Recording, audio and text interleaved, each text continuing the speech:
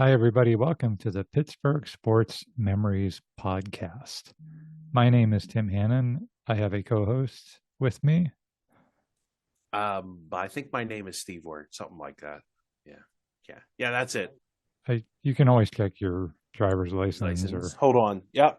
That's me. okay, math Woohoo. checks. Okay. Yeah. Okay, that's good.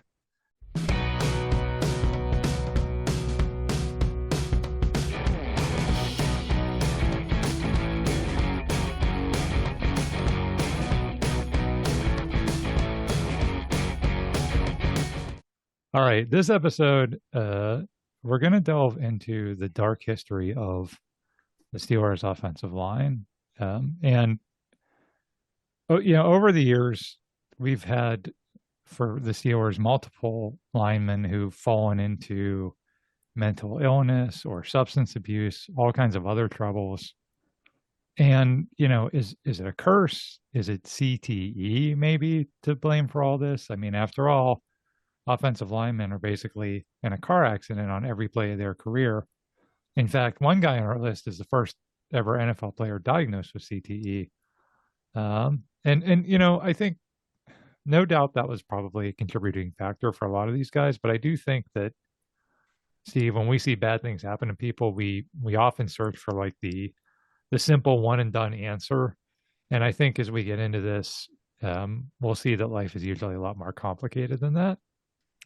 Yeah, there's no like single everybody, because it'd be easy. Like if you just don't do this one thing, you'll be fine. But normally, well, actually, not normally. It always is. Life is you know, a lot of different choices that led to you getting to this point. Like, it's kind of like the Titanic. If they would have designed the watertight compartments to go all the way up, if they wouldn't have driven at max speed, if they would have, had better lookouts on If they would have had all the lifeboats that they were yeah, supposed to yeah. have, yeah, you're There's right. like, and so all the decisions that you made that were made years in advance kind of led to the tragedy, and all people say, well, the boat's at the bottom of the ocean, a lot of people died, and there wasn't enough room on that door for Jack. That definitely was a design flaw, but I think that was a user error. She had plenty of room for him. I I don't know think what her problem was. Mythbusters do an episode where they They did did, that? yeah. Yeah. I'll never let go, Jack. Just stay in the water and die. I'll be up here being why fine. why let go? Yeah, and then she let go, yeah. Anyway, um, we do want to say up front, we're gonna dive into some serious stuff here. There's gonna be discussions of suicide and mental health struggles. So viewer discretion is advised. And of course, if you're struggling with any of these type of things, we do encourage you to seek help. So the first guy we're going to talk about is Terry Long. Terry Long was a guard for the Steelers for 8 seasons, 1984 to 1991. And he's really short for an offensive lineman. He's 5'11. And for perspective, the shortest offensive lineman in the NFL last year, Steve, was 6'1. They lie. They lie.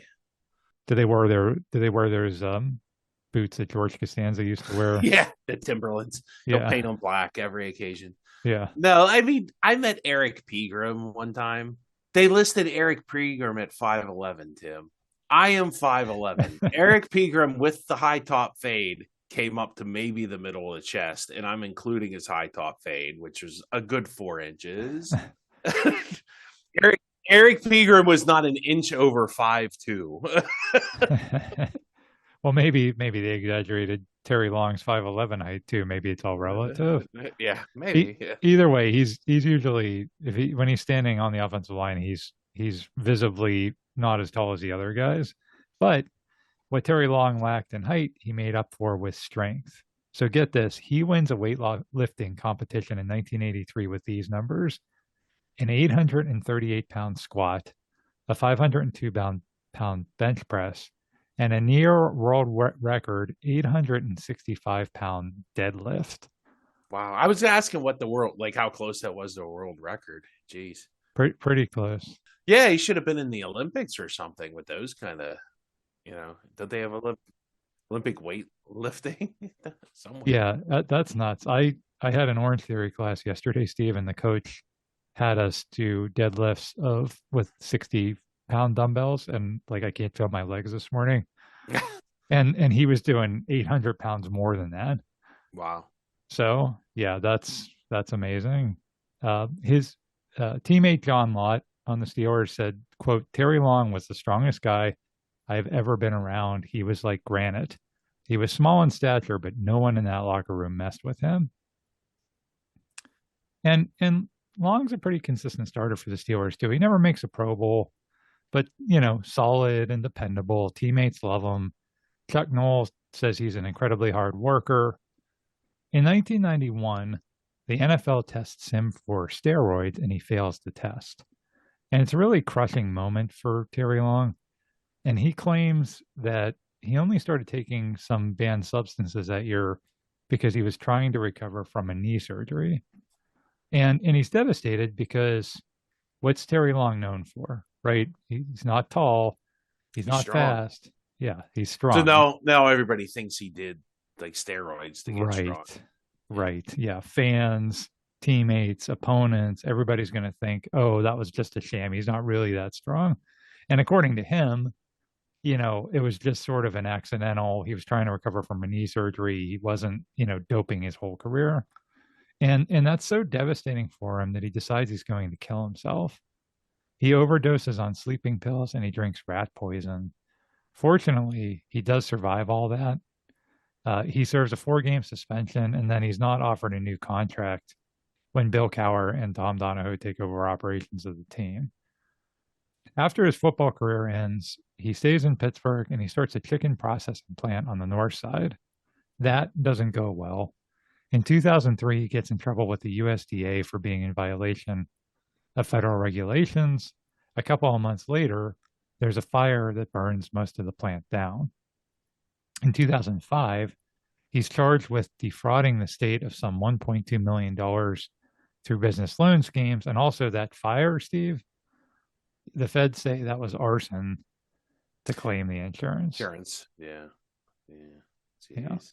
So Terry Long is facing 55 years in prison, and he tells a neighbor very emphatically that he is not going to jail.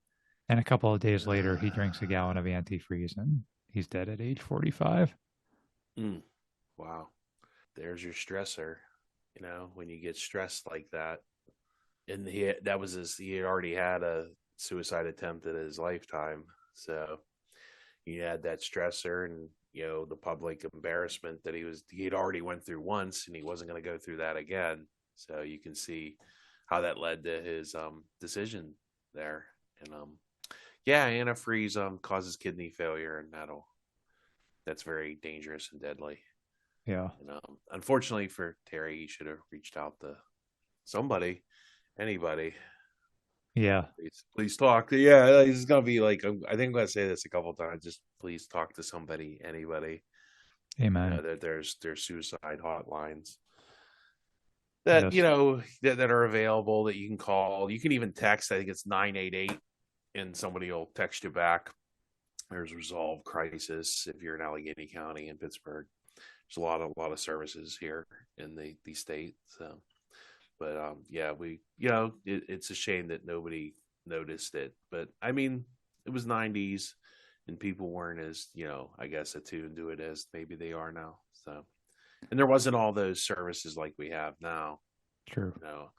I mean, you would think somebody would have referred him to psychiatry after his first suicide attempt, but Right. maybe they did and he didn't follow up. Sometimes it's you can't help somebody who doesn't want to be helped. Very Not true. saying not saying that that was the case. I don't know. I maybe he did seek help, and he it's a shame. It's a shame. His death is actually mired in controversy too, because initially the Allegheny County Coroner's Office rules his death the result of football-related CTE. And at the time, the coroner's office is run by Cyril Wecht and Bennett Amalu, and those two guys are busy grinding an axe with the NFL over CTE and brain injuries. So they say, yeah, cause of death was CTE. Then, like a full month later, They revised the death certificate to say it was a suicide, but they never publicly announced that. And so when the Yeah. media kind of learns of this and it comes out, Amalu says, "Well, yeah, he committed suicide, but that was because the CTE caused depression." It just kind of smacked of trying to use Terry Long's death to further a personal crusade, Well, a noble crusade for sure. but this is why nobody believes the experts anymore, Tim. Mm, When you're an expert in something, and I'm sure Dr. Amalo is, you can't just flush your credibility like this. You have to be honest, even if you yes, really believe that this is harming people, and it is. You have to be honest. It's a contributing factor. You know, the yeah, infection. When you have type 2 diabetes and it's uncontrolled, you can get an infection in your toe, and you've lost your toe because of the infection. But a contributing factor to that was your diabetes. So, I mean, you have to be honest with people, and that's always the best policy. And like I said, not everybody will listen, but you win the ones you can, you know? I couldn't agree more, Steve. Yeah, like either stand by your work or don't. But when you have to embellish something to prove it, it It just just makes me now less nobody accepting. believes now nobody believes Yeah, anything.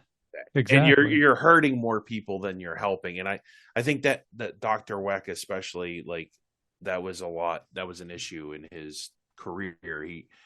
He would do the right thing in the wrong way. That's a good way to put it. Yeah, Yeah. Yeah. that's a good way to put it. And honestly, like the subsequent Will Smith movie, I felt was the same way. Like they literally had a scene in that movie where hired NFL thugs chase down Ben and Amalu's wife, and she has a miscarriage. That literally never happened.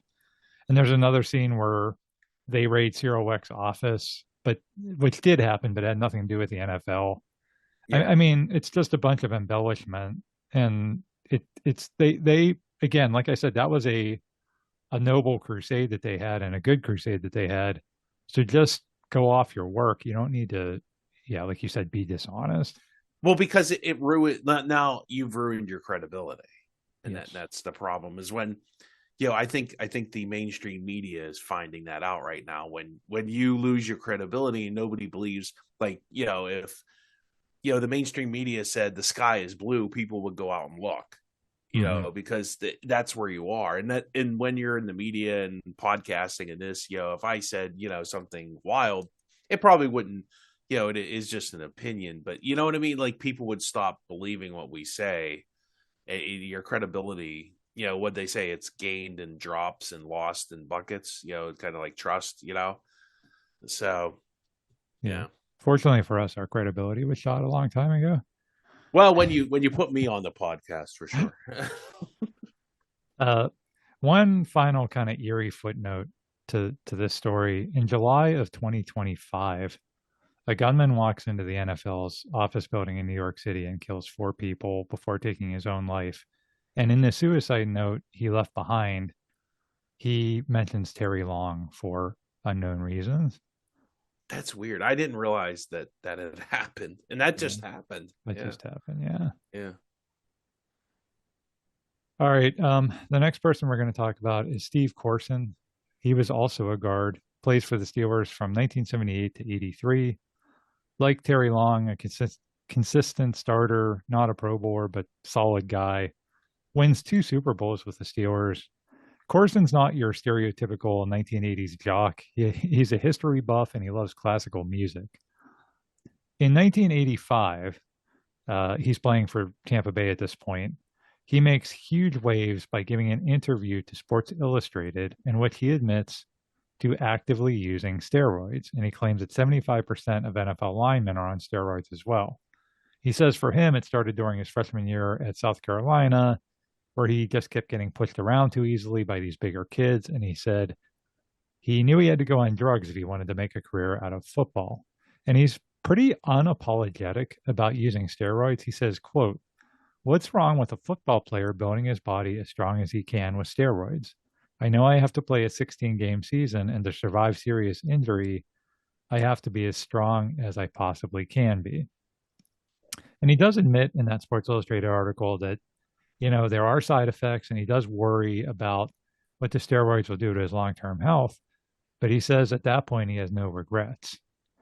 Well, after his career ends, he does a complete 180 on that stance. He starts to have heart related issues and he goes on a crusade against steroids. He becomes very outspoken against the NFL and what he thinks is a sham testing process. He testifies before Congress. He makes dozens of speeches to high school and college players about the dangers of steroids. And he writes a book that's pretty controversial around these parts called False Glory Steelers and Steroids.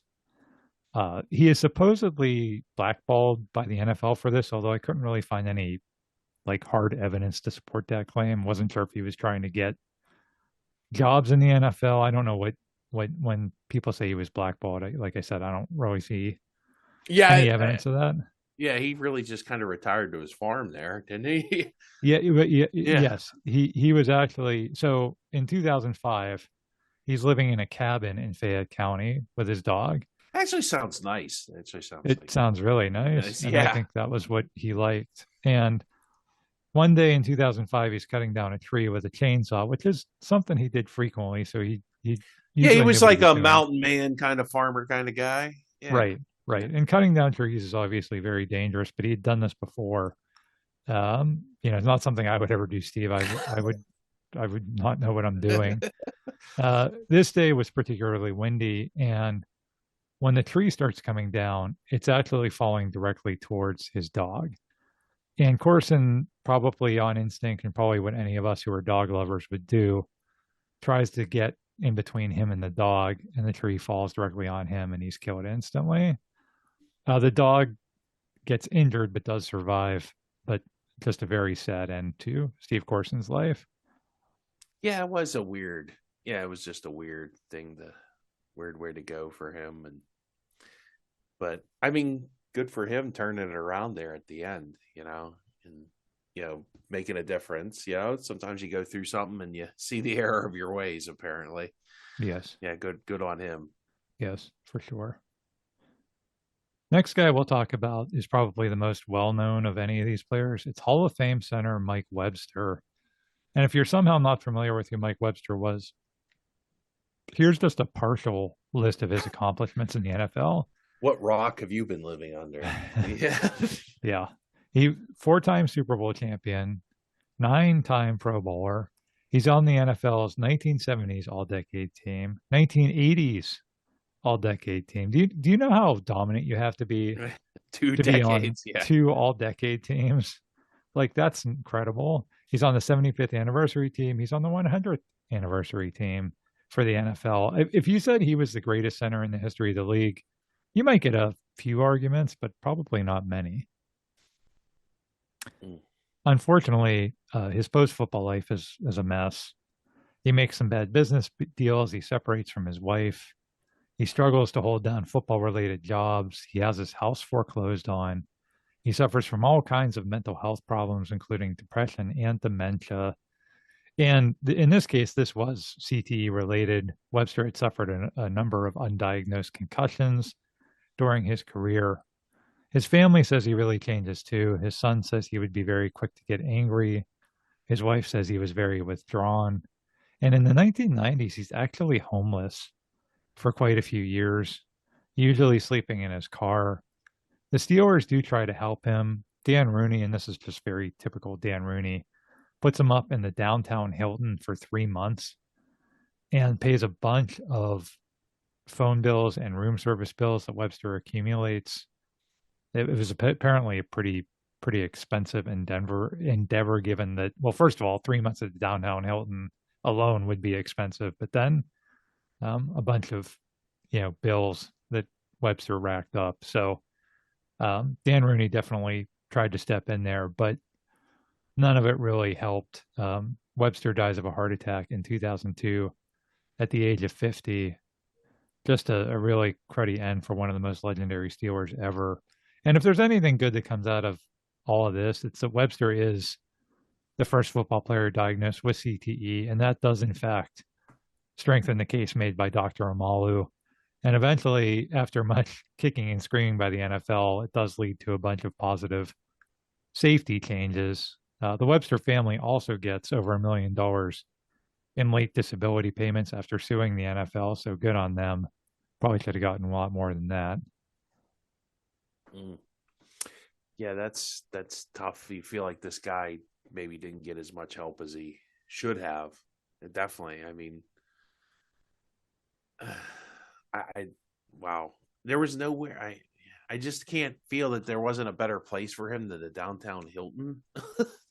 Like I would think like some sort of hospital or something, but Well, like eh, you said, Steve, it's a combination of maybe we didn't understand what he was dealing. Maybe he thought he was right, just going through a rough patch or something. right, like it, like Good on him yes, for trying. I mean, but yeah. I think that was a noble attempt by Dan Rooney, but it's a yeah. combination of that and a combination of how much does the other person want to be helped, Yeah. Oh, well, he was obviously a proud person and didn't right? want to.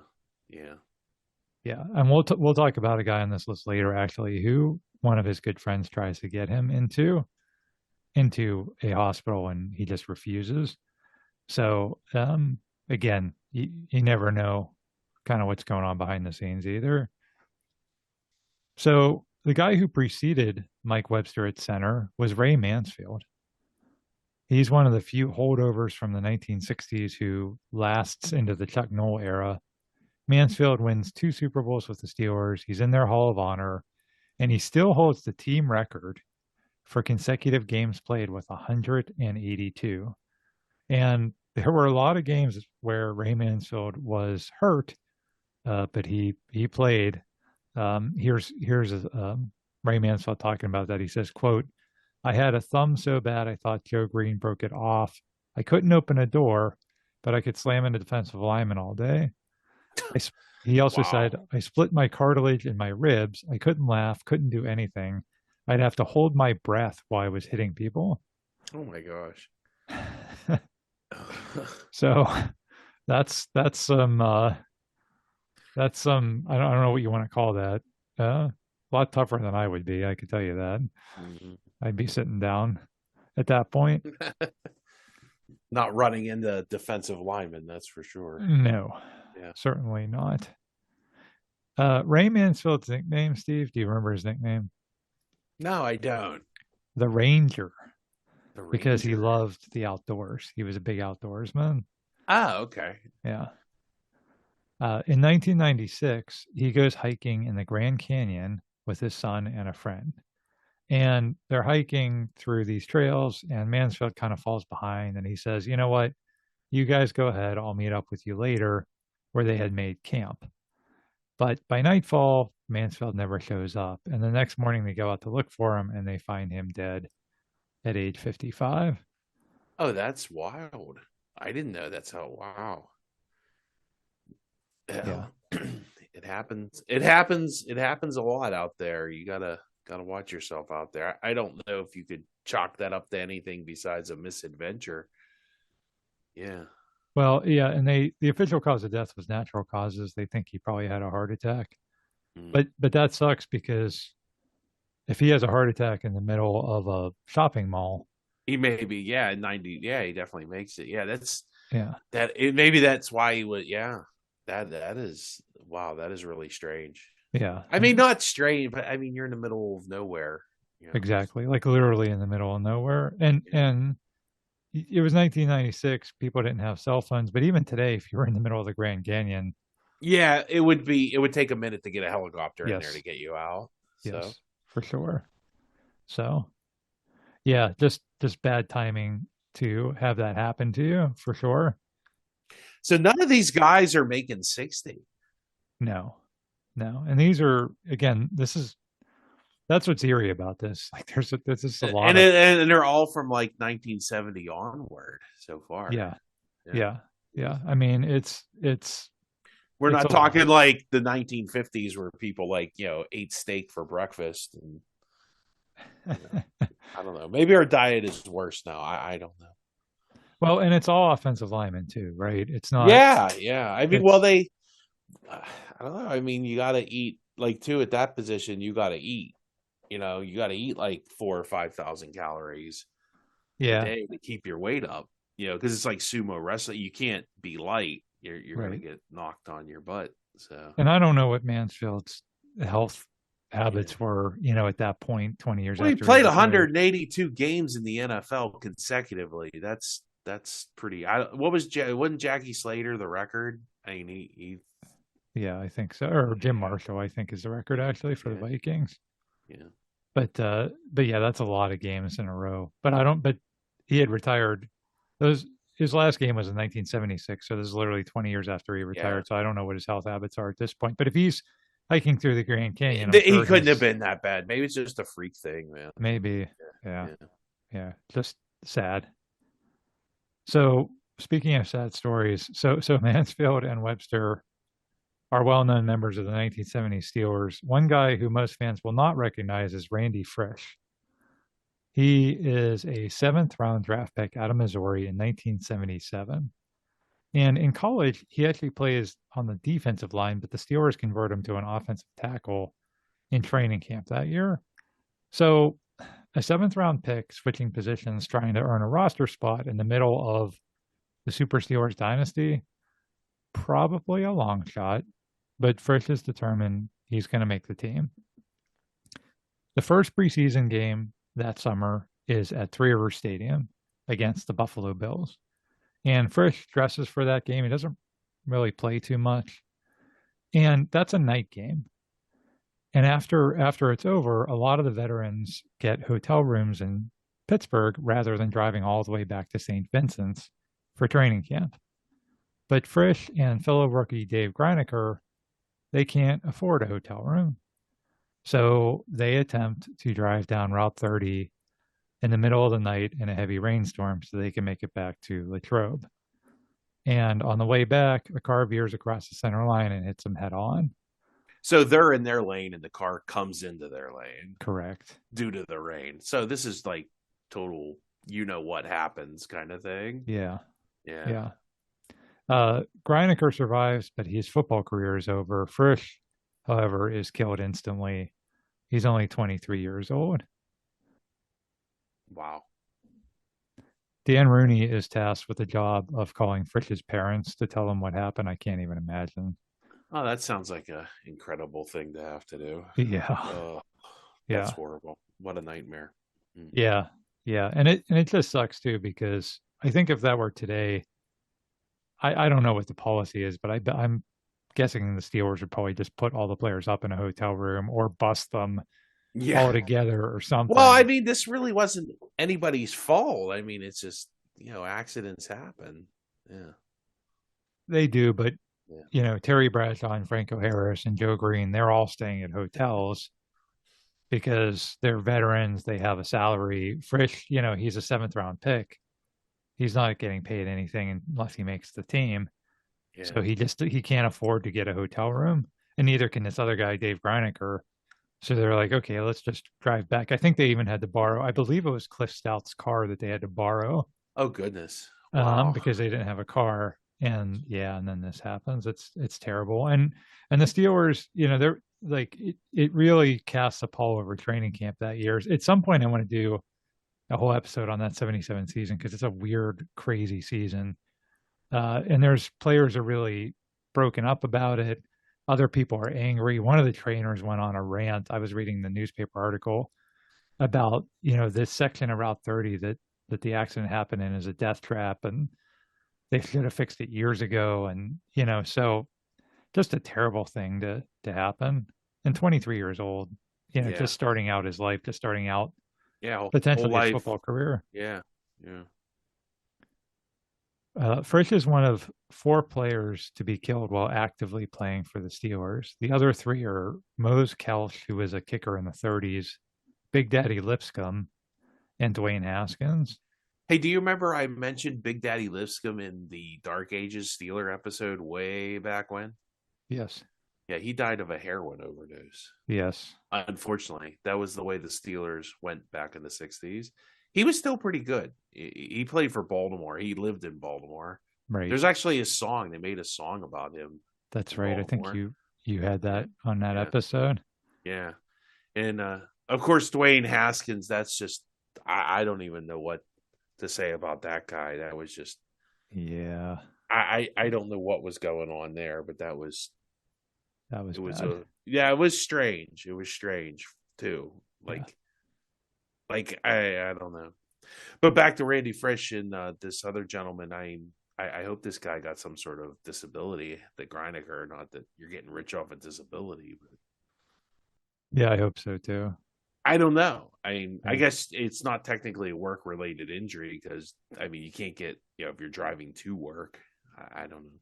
Well, knowing Art Rooney Senior, I would imagine he was somewhat taken care of. Yeah, yeah, yeah.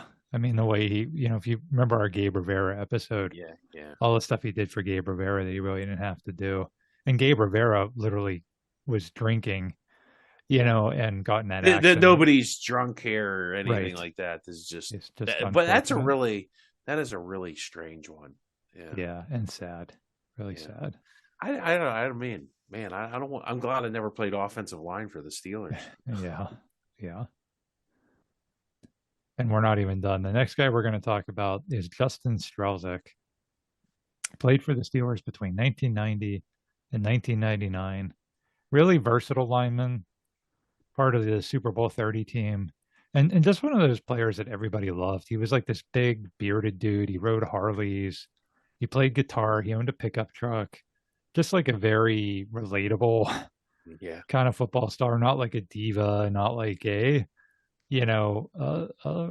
rich athlete kind of thing, just a regular guy. And I think yeah. people love that about him. I mean, you remember Justin Strauss, right, Steve? Oh yeah, yeah. He was a decent player too. He He wasn't a was. Hall of Famer. He might. Did he make the? I don't think he ever made the Pro Bowl. No, but he He was was one of those good. He guys. was pretty good.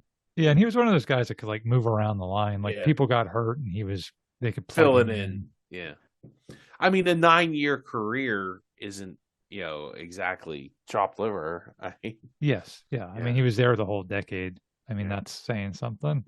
I still remember my dad and I, when we would go to the games, on the way home, we would always turn on Myron Cope in the post game locker room show. yeah. And Strelzik would be trying to bum cigarettes off of him while he was trying to do interviews. Oh my god. I just remember that. Like the game would be over and Myron's trying to interview, Neil O'Donnell or whatever. And Strelzik would be like, hey, can I have a cigarette? So, After the interview, after yeah. Yeah. In 1998, the Steelers are playing in Kansas City.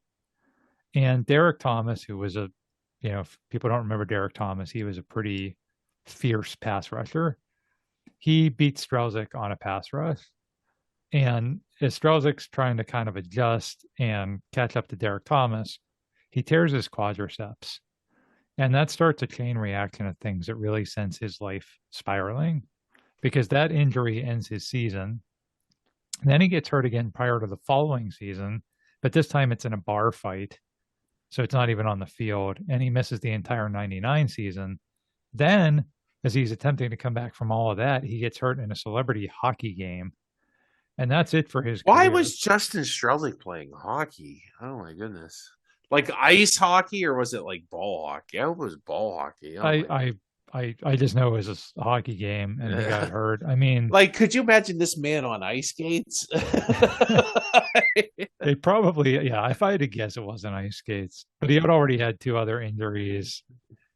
So, yeah, that play against Derek Thomas. That ends up being his last play in the NFL. Oh wow. It's a very sudden kind of end for his playing career, and he really struggles to adapt to post NFL life. He keeps trying all these new things like cooking. He actually gets into acting for a while. And his friends say that each thing he gets into, he's like very obsessively into. Oh jeez. He struggles with alcohol, but then he finds God and he's really into his faith. It seems like he has a very addictive personality where everything is extreme. Steve, I think they call that maybe splitting or something. You're the one with the medical degree out of the two of us. Jeez. Like all or nothing Oh, thinking. I've heard that term too. What how would you yeah. describe that? It sounds like OCD to me, but I can't. I'm not allowed to diagnose people, Tim, especially people I've never met in real life. And I'm not a doctor. So before anybody gets any idea, I am not a doctor. I am not. I have a medical license per se. Well, not per se. I do have a medical license, but No, I'm. It's a nursing license. It's not. I cannot. I cannot diagnose people, Tim. I would have to meet them, and then the doctor would do that. But beyond that, if I could just guess, it sounds like OCD, and Okay. and Okay. a doctor would know better and be able to diagnose that better. And even a doctor would have to meet. That's like what all these TV doctors that like to go on like the news channels and say, "Well, Steve Wirt had blah blah blah. He was, OCD and bipolar and blah blah blah blah blah." All of that. They can't do that. You as that's unethical. You have to Hmm. actually meet the person, talk to them, treat them, be involved in their care to make a diagnosis. That So makes sense. I cannot give you a diagnosis, Tim. I can tell you what the signs and symptoms of them are, but Okay. Okay. yeah, Well, I'm just trying to keep my medical license here at this point, Tim. It looks and sounds like either is bipolar or like well, his high. sister did say his sister said she thought it was bipolar. Again, she's making the same speculation as anybody else. They don't use they call it manic depressive Okay. anymore. So, but that's extreme. Like 1 minute, you're manic, which is like hyperactivity. You can't sit down, can't sit still. You're doing everything. You're making crazy purchases, and then the next minute you can't get out of bed. And it's Gotcha. it's a rough thing to deal with, and they give you they have medications that can help stabilize your mood.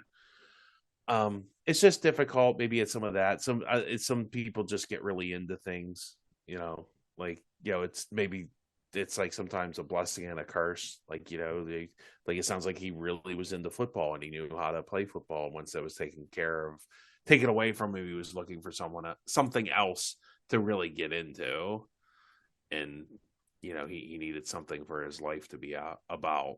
Hmm. Yeah, and the people close to him do say that he's starting to change. His wife separates from him. In September of 2004, that's when things really start to go downhill. His sister says he starts throwing money out the window of her car, screaming at the devil. And now that's psychosis. I can definitely say Okay. that would qualify as psychosis. Okay, so what about this one? His friend Dan Moran says Strauza calls him one night and says, "Hey, I saw my dad. He's actually in Homestead collecting cans." And Strauzik's father had died like 8 years earlier. That's delusion. He should really be in a hospital right now. I mean, but Yeah. just remember the criteria to get committed against your will, unless you do it voluntarily, is you have to be a harm to yourself or others. So that so that's the criteria you have to meet. By the way, Okay. Well, to your earlier point, he has a friend who actually is a physician and determines that he's in an acute manic or psychotic state. So ding similar to ding what you just ding, said. yay! That's the doctor. Yeah, that's the official. Yeah. Yeah. Yeah. And the doctor tries to get him to check into a hospital, but to no avail. On September 29th, Strelzik calls his friend and tells him that Pittsburgh is full of evil people and he has to get out. That's He, paranoia. Like, that's a paranoid. It keeps getting worse. so he gets he Uh, gets in his pickup truck around 2:30 in the morning. He heads north to New York. He stops for gas and he asks the attendant if she believes in God. And when she says yes, he tells her that she has to get her children to higher ground. Gosh, this guy needs help. He keeps Yeah, driving on the yeah. highway, and about 10 miles outside of Syracuse, he bumps another car in front of him and just keeps revving the engine faster, which obviously terrifies the guy driving the other car. State troopers try to pull him over, and they even manage to puncture one of his tires. But Strelzik not only keeps going, but swerves across the median and into oncoming traffic for 8 miles. 8 miles, Steve, in morning rush hour. He drives the wrong way at 90 miles an hour on three tires, passing hundreds of cars. It's an absolute miracle that he doesn't Nobody. kill anybody. Yeah, yeah. He does eventually hit a tanker truck. There's a massive explosion. Thankfully, the tanker truck driver is okay, but Strelzik is killed on impact at 36 years old. And when they do the autopsy, no alcohol, no drugs, nothing in his system. He just had a massive mental breakdown. Mm. Yeah, that's yeah. His mental health for whatever reason went south in a hurry. Yeah, I mean he's kind of old for that too. I mean, I imagine he was in his 30s. Well, 36. yeah, so Yeah. that's kind of late because most, I mean, happen in your early teen, not early, but late teens, early 20s if you're gonna have a psychotic break. Do you think that So could have had to do with all the collisions? I don't know. I mean, I'm not an expert in that, and I wouldn't want to comment on that. I mean, Yeah. it Yeah. probably didn't help. Getting Yeah. hit in the head repetitively probably isn't good. I mean, that's all those old boxers are like that. Can't put two words together. So Now his friend that was a physician that wanted him to check into the hospital, and he didn't want to do it. There is a way, I believe, you can force people to do that. Is that correct? yes, yeah, it's. I mean, once again, we're international nationally, but in the state of not the Commonwealth of Pennsylvania, there is. It's called a 302, which is an involuntary commitment. And the standard for that, he would have to be brought in by the police or a family member or a doctor could petition the court. And yeah, this ain't the 1950s. We just don't lock people up and throw away the key. You have to be seen by a doctor and a judge and have a hearing. Hmm. If you're involuntarily, like against your will, voluntary, you can come and you can sign yourself out. But Okay. you just they normally make you wait like a day or two just to make sure you're okay. But on a 302, which is a short 72-hour commitment, you'll have a hearing, and if the judge finds in your favor that you're okay, you're fine. Like, I mean, if I'm sitting here and I think my neighbors have a computer that spies on me, it's okay. People think weird things. If I think, you know, the the dogs in my neighborhood are talking to me and we just all want to be friends, that's fine. The problem is when the dogs in my neighborhood start telling me to kill other people and I decide to Hmm. go around and start shooting people in cars. Okay. Then I would be a danger to others or myself. Or if I was, going to harm myself, then Gotcha. that would be a problem. So that's the standard for the legal. And they don't lock you up and throw away the key. You have a hearing, the doctor reviews your case every day, and it's only for a period of time depending set by the judge, on how long they think you need to stay. And eventually, the goal is to get you back to your life and to whatever except level of care that the least restrictive level of care is what they're looking for. Do you need to be on a locked facility for a minute and then for a little bit and then be released back into the community when you're healthy again? And there's plenty of people that happen. They come in and it's just like anything else. Like if you go to the hospital for a broken leg, they're going to treat that, and once your broken leg's healed or healed enough where you can go home and have therapy at home, they're going to do that. And it's the same kind of thing. It's just people get all like, think it's like, they think like you're sitting on a couch talking to Sigmund Freud or something. It doesn't really completely work like that. I guess you could if you wanted to, and people have therapy sessions and such. And there's outpatient groups and all kinds of great mental health stuff, especially in Pittsburgh. We have a lot of services for people, Yeah. and it's just people, and I'll give a I looked up the numbers while we were doing this. Like at the end of the show, we can give some numbers on how people can seek help. Good So I idea. can, yeah. So And Steve, I think it's also a really good point that you raised the comparison to physical health, because we I don't know why we tend to miss that a lot in our culture. If my leg really hurt and I was having trouble walking on it, I would go to the doctor and get treatment.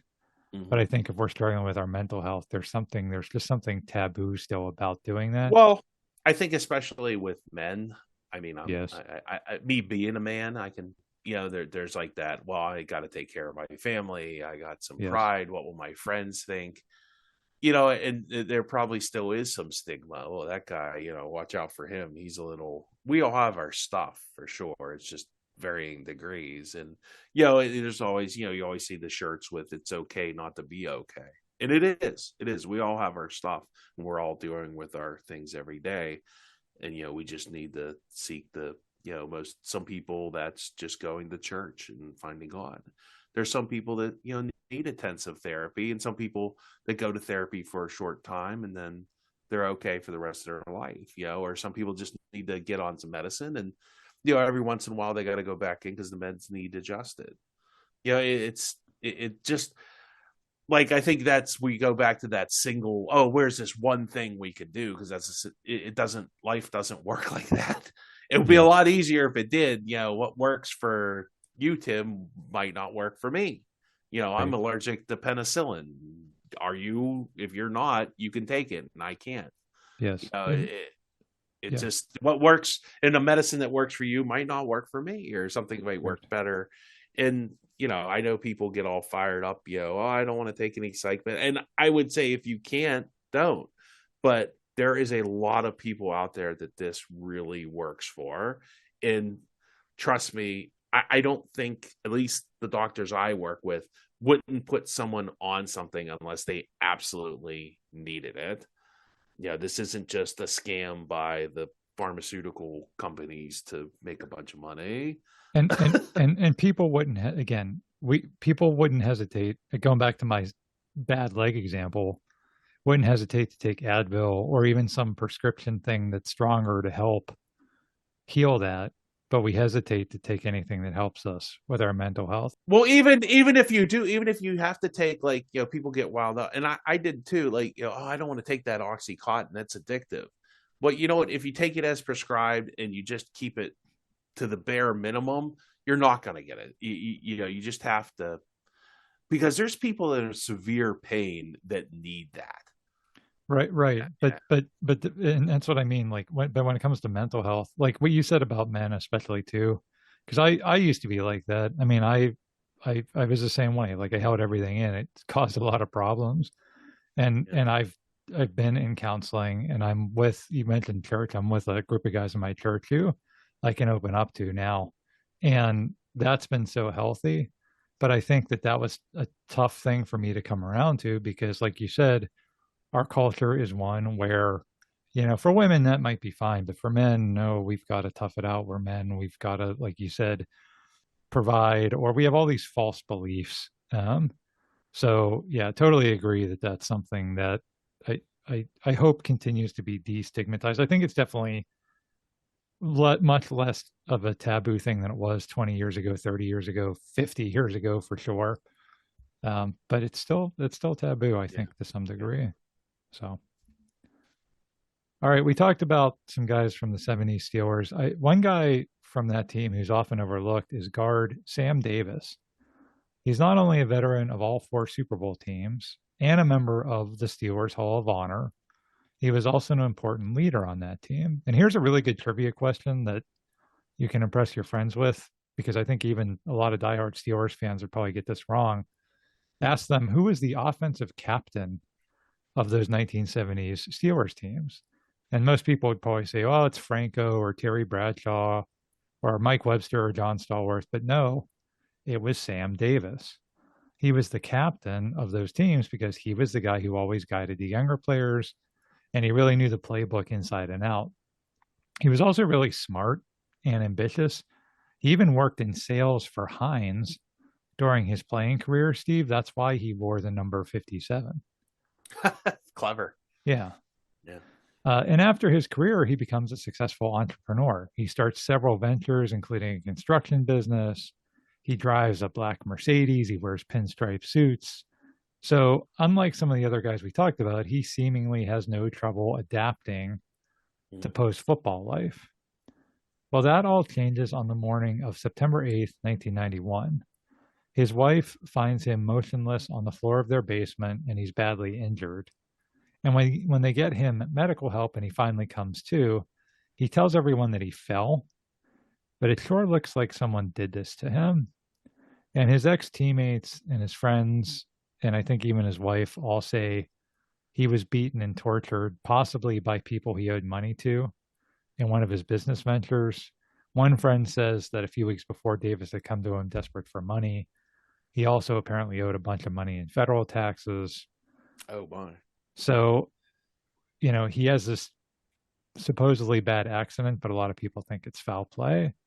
And his life really falls apart after that. His mental acuity really declines. His wife says that he would sit in their living room thinking that he was in the Steelers locker room talking to teammates who weren't there. Wow. And she and their kids are forced to live off of Social Security benefits because he can't work after that. Wow. I don't know what that. Yeah, that's quite the down. I mean, somebody really either he fell down the stairs. Somehow his head got injured in '91. There looks like. Right. He eventually lands in an assisted living facility and he suffers from dementia. He's declared legally blind. He goes missing from the nursing home in 2019 and they find him dead at the bottom of a set of stairs in the nursing home. Oh my, that doesn't sound like good either. What was he doing? Just whatever. I believe his family did sue the nursing home saying that they were negligent. I mean, if he was legally blind and having dementia, I would think you would keep a close eye on him, or right. they put a little monitor on the people that they think wander. The other thing that I think they were upset about was I think he was missing for a full day or so, and they Oh were my gosh. searching, Well, canvassing that, like the neighborhoods around there, and he was actually in a stairwell in the nursing home. yeah, that's unfortunately happened. More than once, and that's I can't. A nursing home. That's no fun. You don't want to. Yeah, that's why I'm rooting for the heart attack in the parking lot at like you know Go quickly. yeah, yeah. Yeah, yeah. So that's a really sad end for Sam Davis. And again, one of those guys that probably not as heralded, although again, he's in the Steelers Hall of Honor. It's not like the Steelers haven't acknowledged his contributions. It's like these guys kind of go under the radar. Maybe that's why we don't know a lot of these stories, is because like Hmm. they're offensive linemen, and it's like I mean, even guys on like the two or three recent Super Bowl teams, like we kind of know of them, but yeah. Yeah, it's true. And that's kind of the life of an offensive lineman. I mean, they get paid well because NFL football people understand how important the position is. Yeah. But from a fan perspective, they don't have stats. You're not going to have fantasy points. So from a fan I don't know. perspective, Jonathan Ogden used to give me all kinds of fantasy points. so let's talk about another guard. It's Carlton Hasselrig. Played for the Steelers between 1989 and 1993. And what a tremendous story this guy was, because most guys who make it to the NFL, they were usually, one of the best players on their college team, right? But not Carlton Hasselrig. In fact, he doesn't play football at all in college. Instead, remember what sport he played, Steve? He was a wrestler. He was a A very, wrestler. I think he win? I think he won stuff as a collegiate wrestler. Yeah. Yeah. Yeah. He was a successful collegiate wrestler. Not he just didn't wrestle. Yeah. Yeah. He ends up at Division II Pitt Johnstown. He grows up in Johnstown, PA. His parents are both alcohol and drug addicts, but his uncle teaches him how to wrestle. And while he's at Pitt Johnstown, to your point, Steve, he wins 6 NCAA wrestling titles. And he's so dominant, in fact, that the NCAA has to change its rules to disallow Division II wrestlers into Division I competitions because Hasselrig was embarrassing all the D1 programs by beating them. Jeez. I knew he was really good. And, Yeah. and you know what? And people don't realize this, but I've noticed this over the years. Wrestling translates well to offense and defensive line. I don't know if it's just the mechanics or some of the training is very similar, but guys that were good wrestlers in high school, in college, normally translate well to either defensive lineman or an offensive lineman for whatever reason. Yeah. Yeah. And Hasselrig's one of those guys. I think of the McKillops. The both McKillops wrestled, and they had Okay. Yeah. in Good high example. school. Yeah. Yeah. Very good example. And after college, yeah, he thinks about maybe training for the Olympics, but instead he enters the NFL draft, and the Steelers select him in the 12th round, which is a round that doesn't even exist anymore. Jeez. right? There's only 7 rounds now. So Yeah. 12th round is like your undrafted free, that's not even your undrafted free agents. That's like the very bottom of the Yeah. barrel of your We're undrafted free taking agents. we're taking a flyer on this guy. He's a really good wrestler. Maybe he turns out if he doesn't, nobody's lost. Yeah. That's exactly right. He'll be on the list of like the first guys we cut in camp Yeah. after like week 1, you know? Yeah. Like, well, it's still like early August. So instead, Hasselrig not only makes the team, he becomes a starter and he makes the Pro Bowl. He makes the Pro Bowl in his third season That's wild. for Yeah. a guy that never played college football. So, wow, what a great story. But then, unfortunately, things start to go downhill. In 1993, he misses minicamp because he's in a Betty Ford clinic after getting a DUI. In September of that season, he tests positive for cocaine and misses 4 games while in drug rehab. So he's in alcohol and drug rehab in 93. During training camp in 94, Hasselrig literally disappears. The Steelers don't know where he is. His wife doesn't know where he is. They file a missing persons report. He turns up at a motel by the airport 3 weeks later in not real good shape. And then later that season, he vanishes again. This time he shows up driving his Jeep up the steps of the Pittsburgh Theological Seminary. I remember that. Yeah. Oh man. Yeah. Yeah. He's charged with DUI and malicious mischief, but he fails to show up for a preliminary hearing. Then he fights with police when they attempt to bring him in. Oh, oh goodness. Could you imagine those police? Oh my god. What a Yeah, night. What a yeah, night. trying to bring in an offensive lineman wrestler. Yeah. Yeah, Good I can't luck. imagine. Yeah. Good luck with all that. Yeah. Yeah, so all of that cost him his job with the Steelers. It cost him his marriage. He does like seemingly have moments after that where he looks like he's on the road to recovery. He plays in the Arena League. He has a very brief MMA career. He coaches wrestling back in Johnstown. He even gets remarried and opens a restaurant with his new wife. But all those years of hard living catch up with him, and he passes away at age 54. Mm, that's a shame. Addiction issues. That's yeah. It's very similar to like Joe Gillum, like very Joe Yeah, Gillum kind of yeah, feel to it. Like this yeah, very talented a guy that just the addiction issues got the better of him for a while. yeah. And it sucks because, like I said before, he grew up with parents who were addicts. Yeah. Well, and when it's so hard to break that cycle, Mhm. and then you pass it on to your kids, and they pass it on to their kids, and you wonder how far that goes back. Yeah, like a family trait almost. Yeah. So sad story for him. Really could have had a Hall of Fame career potentially. Honestly, the trajectory he was going. So just very unfortunate.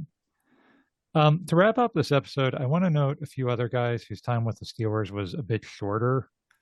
So I'm not going to go as in depth, but they had their share of struggles.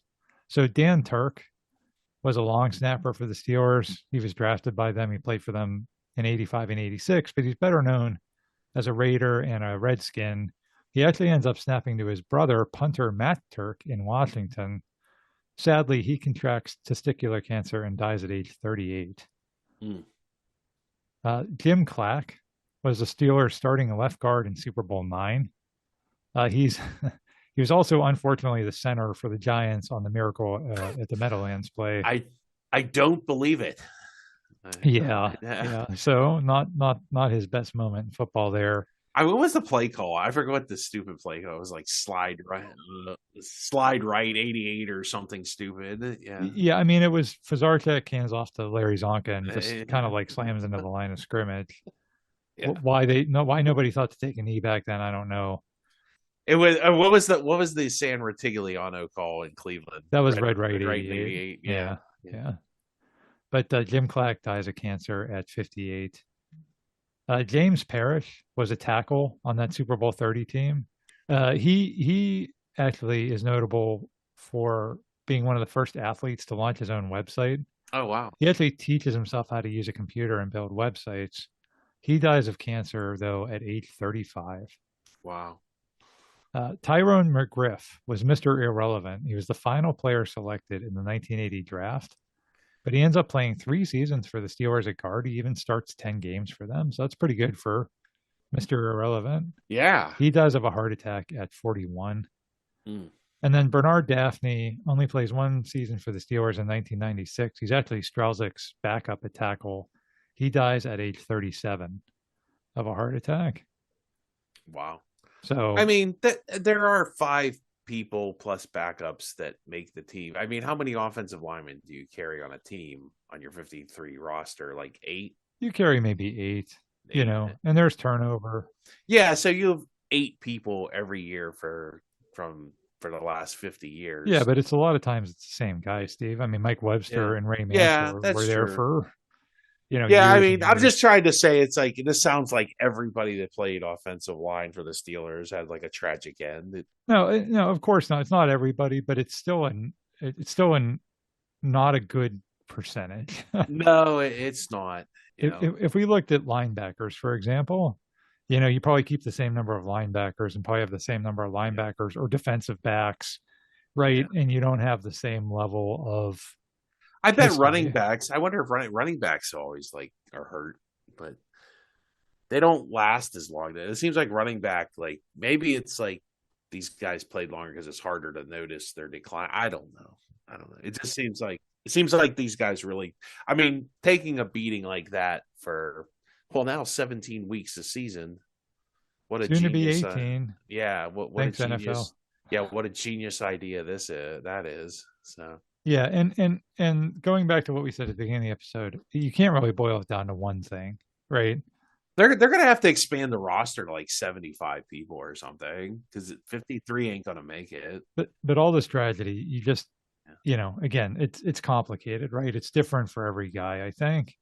So, all right, Uh, Steve, did you want to give out some of these oh numbers? yeah, yeah. If you are struggling with your mental health, if you're feeling like you don't want to wake up in the morning, or if you have any thoughts of suicide, if you've ever thought about it, if you ever attempted it, please, please, please tell somebody, tell a family member, a friend, somebody can call. If you are nationwide in the United States, there is a text number 988 is the suicide and crisis line. Also in Allegheny County, if you live in Pittsburgh, there is the let's see, Resolve Crisis Services. They are open 24 hours, 888-796-8226.